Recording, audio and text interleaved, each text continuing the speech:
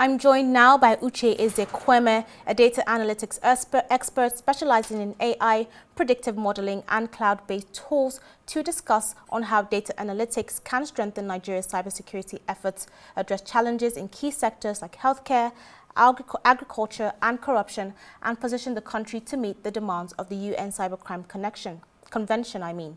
He joins us via Zoom from London to offer his perspective on these critical issues. Hi, Uche. Thanks for joining us on Arise America. How are you doing?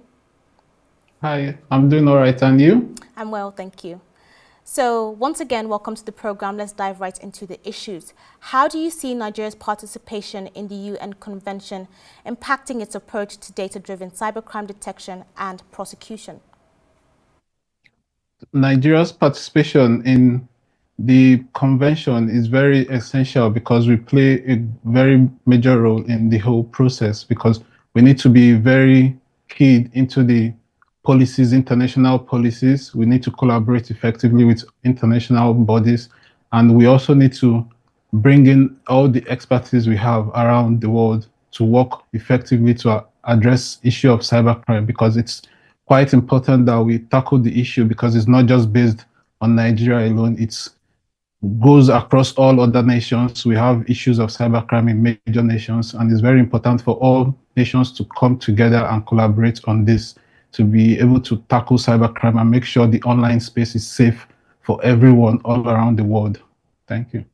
Okay, so I think Nigeria and the US play two particularly key roles, because a lot of countries, even at the briefing, refer to Nigeria as a regional authority. And of course, the rest of the world refers to the US for, like we've heard in the news story, a lot of training and intelligence, because we see America as a very advanced nation. Do you think that it is right to impose this responsibility on Nigeria, or is it too much of a responsibility for us? Are we ready to take on such regional authority as far as cybercrime goes? And in your purview as a data analytics expert, what do you think, if we're not there yet, needs to be done?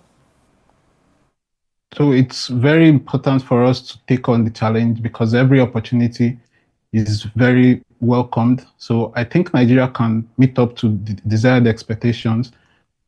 We basically need to make sure we train all the professionals, so we need to be up to speed in terms of training on how to combat cybercrime and to play this major role in the whole process. We need to be very up to date with in terms of our data sharing. We need to know how to gather intelligence effectively, and also bring in all security agencies. So we need to work in partnership for us to achieve these things. It's very important for us to introduce predictive modeling in most of, let's say, our social media platforms in terms of tackling security. So we need to introduce predictive modeling to track all the, let's say, issues we have facing us as a country. So we need to bring in experts that we will train those within the sectors on how to solve the issues effectively. All right, so that actually ushers me into my second question, Uche. I mean, not all of us are AI experts like you. So we're going to need you to dumb down your language a bit and give us a better understanding of what you mean by predictive modeling and how we can use that to tackle corruption in both public and private sectors. And this is free consulting that you're giving to Nigeria. So once again, thank you very much. So predictive modeling helps to study patterns, trends.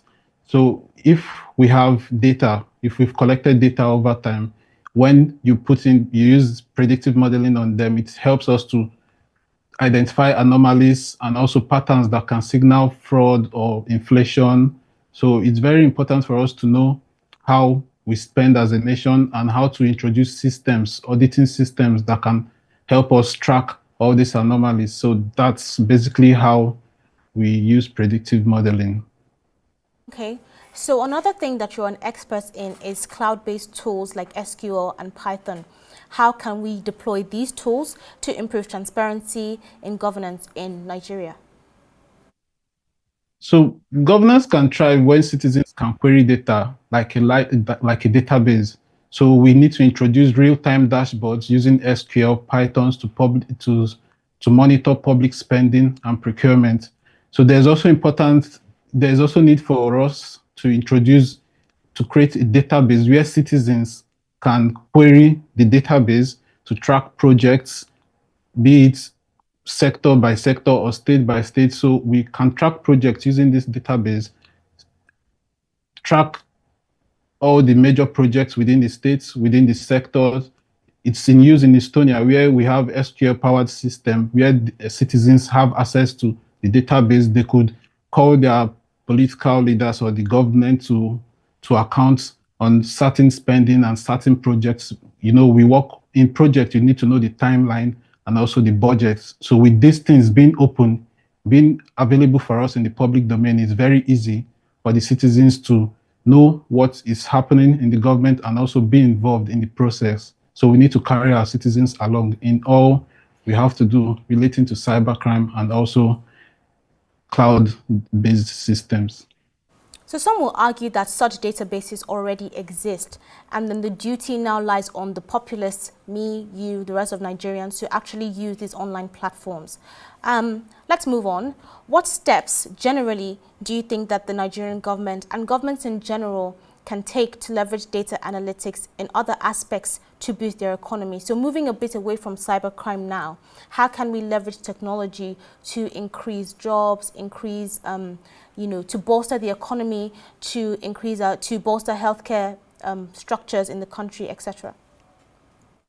You know, in the 21st century, we need to solve problems through data. We don't need to do guesswork. So it's very important for the government of the day to dive into data, use all the tools we have available to us.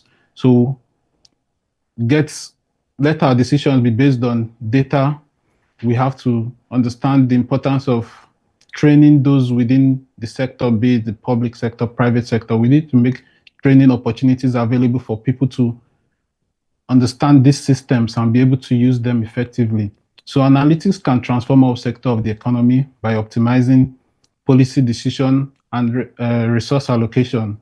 So this is used effectively in Brazil, where you see them using systems to monitor the soil, weather, helps in advising farmers on which time to farm and when not to farm, just gives an overview of the agriculture sector. So this can be incorporated in Nigeria as well, in different sectors, be it in the agriculture, be it in the health sector, where we could predict outbreak and also treatments or issues arising from our patients based on the database we have. So each sector should have its database.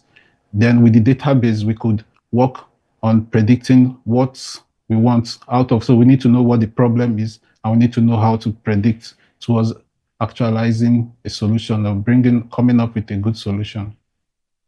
Interesting indeed. I mean, a program I attended said, every other person bring your information and I will bring my data, re-emphasizing that we are in a data-driven world. And I mean, without data, you're basically moving blind. However, how we leverage data in Nigeria still is a challenge. And while I have my opinions, I'll ask you, what are the biggest challenges Nigeria faces in implementing data-driven solutions? So Nigeria as a country, we have challenges.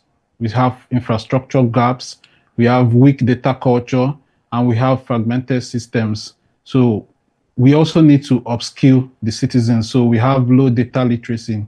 In South Korea, they invested heavily in data literacy, where you see them making all the necessary tools and systems available for their citizens, for them to upskill and be up to date with these systems. This can help Nigeria solve most challenges which we face as a nation. So the first things, we need to start from the grassroots, be it from the primary schools, the secondary schools, the universities, and provide this access to these trainings.